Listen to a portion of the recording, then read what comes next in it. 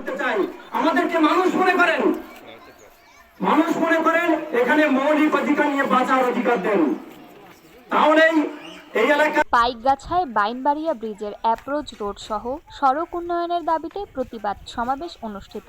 বিস্তারিত থাকছে খুলনার পাইকগাছা থেকে আশরাফুল ইসলাম সবুজের প্রতিবেদনে।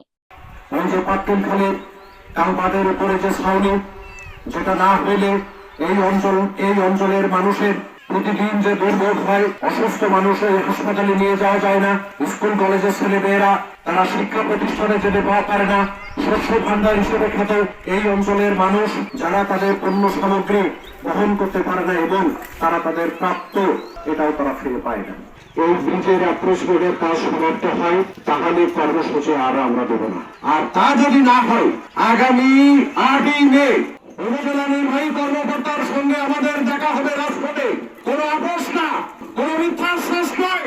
আমি জাহাঙ্গীর আলম সর্দার এই অ্যাপ্রোচ রোড, ওই কার্পেটিং রাস্তা এবং পাটকেলখালী ওই কালভার্টের সাব নির্মাণের জন্য বাংলাদেশের যে দপ্তরে যে সচিবালয় যাওয়া লাগে, যার কাছে যাওয়া লাগে, আমি সেখানে যাব। খুলনার পাইকগাছা উপজেলার গড়ইখালীর বাইনবাড়িয়া ব্রিজের উত্তর পাশের অ্যাপ্রোচ রোড, পাটকেলখালী কালভার্ট ও সানাবাড়ির সামনে প্রায় আধা কিলোমিটার কার্পেটিং রোড নির্মাণের দাবিতে প্রতিবাদ সমাবেশ অনুষ্ঠিত হয়েছে। গত 8ই এপ্রিল বুধবার বিকেলে বাইনবাড়িয়া ব্রিজের ওপর এ সমাবেশ অনুষ্ঠিত হয়। এতে স্থানীয় বাসিন্দারা অংশ নিয়ে দীর্ঘদিন ধরে অবহেলিত এ সড়কগুলোর দ্রুত উন্নয়নের দাবি জানান।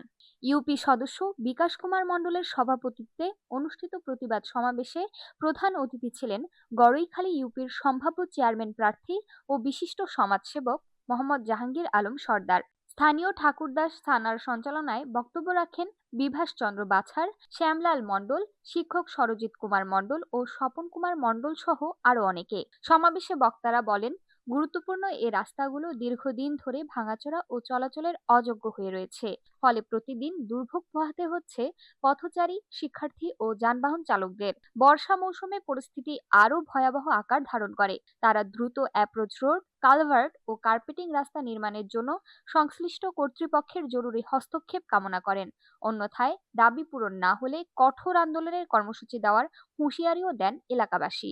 প্রত্যেকটি রাস্তা দুর্গা প্রতিলে অন্য প্রান্তে পৌঁছতে গেলে যে মাধ্যম থাকে, সেই মাধ্যমে রাস্তা কিন্তু আমাদের নাই।